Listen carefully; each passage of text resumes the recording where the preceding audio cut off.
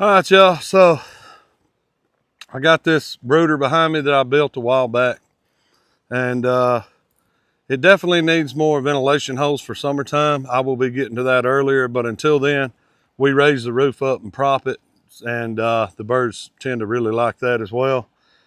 But when I built it, I didn't put waterproof screws, 10 screws, because we were in a rush. I had to go to work. And the 10 screws have this little waterproof O-ring. Well, right now it just has the flat screws on it. So I'm going to remove all of those screws and replace it with these so that we can make sure that no water ever enters the brooder. It worked in a short time frame that I needed. It did what I actually needed it to do.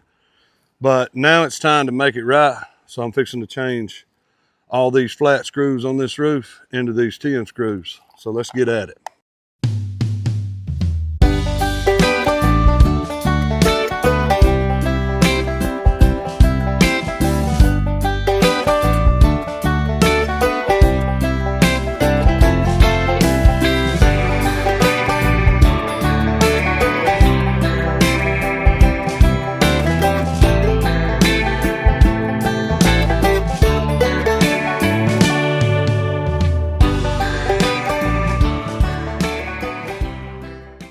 All right, and as you see right here, I just replaced all of those little flat screws. Don't get me wrong, it doesn't look like water had gotten under there, under those they had like flat tops on them.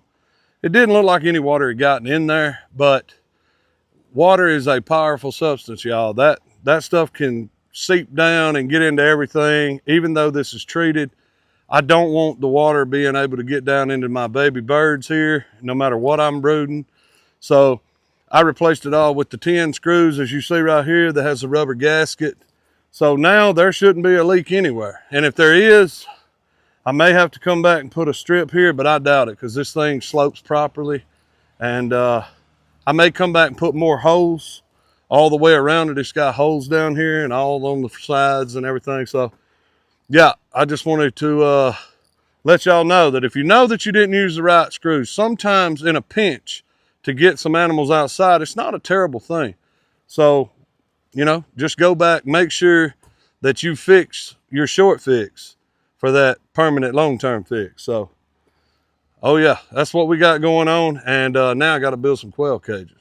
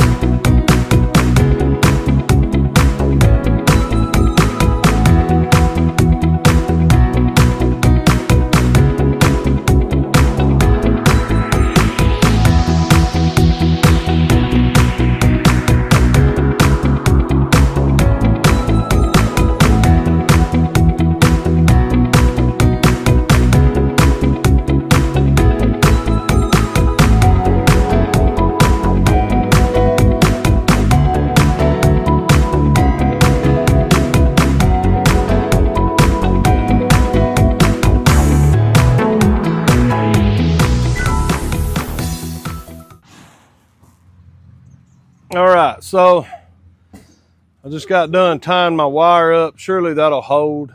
I don't think it'll pull it out. As you've seen, I was having trouble with that wire. What I have here, a lot of traffic for some reason, but what I have here is a chicken carrier that one of my neighbors down the road gave us a long time ago. They brought some chickens here they didn't want. And they was like, hey, if you want to try and sell them, go ahead. And it has this really big dog wire on it. I mean, it wasn't even really good for chickens, but as big as those chickens were, they couldn't get out of it.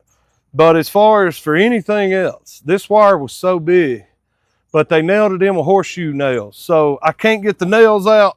I mean, I could have grinded them all, but I didn't really see a point. So if you're wondering how come there's so many screws up top, I'm not losing my mind. There's a main bar for this wire underneath this wire. And I just pinched this wire around that wire, and these screws only go in an inch. I mean, I don't even think they're an inch long. I think they're 3/4, but I just wanted to make sure that I had enough coverage and enough tension, because if a predator tries to pull this apart, I could stop it. Now, my wife wants to use it in our quail brooder right now because it's the perfect size. Now, you could put a large amount of baby quail in here, but as they start to grow, I mean, you'd have to get them out. But once they get big enough that they need to be out of this, heck, I'll put them in all my quail pens out here, because, shoot, you could probably, this thing's big. There's no telling how many babies you could raise in it. Probably 150 at one time. But she don't want me to change this flap here. It's just a wooden flap. But I did reinforce it with some wire so it wouldn't break. But I'm going to have to put some kind of locking mechanism on it. And it's not really quality lumber, I wouldn't say. But if it ain't broke, don't fix it, y'all. And this is going to be inside a brooder for right now. So it's really not that big of a deal. But I actually built it this strong on purpose, because I plan on putting my quail out on grass. Like, I may raise quail just for myself and let them eat grass all out through here, and then just give them one feeding a day, just to change it up, see what I can come up with. And not only that, it's just fun fooling with quail. Now, my actual goal was to leave the bottom open, but we have a bad problem with snakes around here, and I didn't want to do that. So everything is encased in 1/2-inch hardware cloth. So this thing's going to work perfectly in the brooder for right now. It's totally bulletproof, all except for this crappy little door. But I'm actually going to rig something on the door so you won't have to worry about nothing getting it open. I'll probably put a latch on it. Then again, if I have enough wire, I'll probably make my own door here in just a minute. It's just, I know my phone's getting hot. It's pretty hot out here. Luckily, I'm under this canopy. But I'm probably going to reinforce the door. You never know. But it's a good thing to take something that was used once before. And, you know, we was going to throw it away. But, you know, it's like me and my wife said, hey, we could do something with it. And it saved me from having to build the wooden frame, which wouldn't have took long.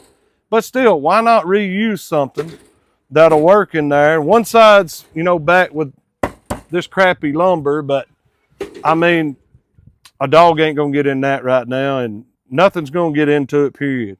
I mean, I've built plenty of quail pens, and I'd be just as safe with this, and I have my own quail pens, but this thing is gonna come in handy for the brooder, because my wife, it's hard to open the brooder that I have, because when you raise the lid, quail fly up. Chickens stay in there pretty much until they get older, but by the time they're that big, they're already in on the pen out here anyway. But a quail learns how to fly really fast, and I just did what I could do to make it simple. So now when she gets ready to clean the wood chips or the paper mesh, whatever we have in the bottom of paper mache or whatever's in the bottom, now she can just pick all the quail up at one time, set them on the ground, rake out all the wood chips, or me or my daughter, whoever may be doing it, and then set the box back in there. This is a really fast way that I thought about that could really help my wife in the cleanup stage. So that's really what this was about. So, I mean, yeah, it's got a lot of screws, y'all, but I have a ton of these little flat screws, and they're mine. I can do what I want. And I put a ton of staples in my first quail pen. But when you're reinforcing wire on top of a really large wire, you better make sure you got enough contact, because these little pieces of wood are like 1x. So you ain't got a lot of wood to play with, but you also don't want to split it. So yeah, I think this is going to work perfect. And I don't think a snake can get in here, period. And anywhere I see where wire's turned out, well, you just come in here with a hammer and just bump it. This wire is very easy to maneuver and change. That's what I like about it. But where you see a lot of problems is the big wire underneath. There's a lot of big wire underneath this. So I'll have to go through and tack everything down or whatever. But I think it's complete. My wife's going to be super stoked about it. I was going to put 1/4-inch cloth right here, but I didn't. But if you'll notice, I did on this side. All this is scrap except for the 1/2 inch. I was trying to use all the scrap I could, so I used a scrap piece of 1/4 inch hardware cloth right here, and then on this front flap under it, I've got just a garbage piece of hardware cloth that was sitting in my yard. I don't throw away the pieces, and I'm sure it makes my neighbors very angry.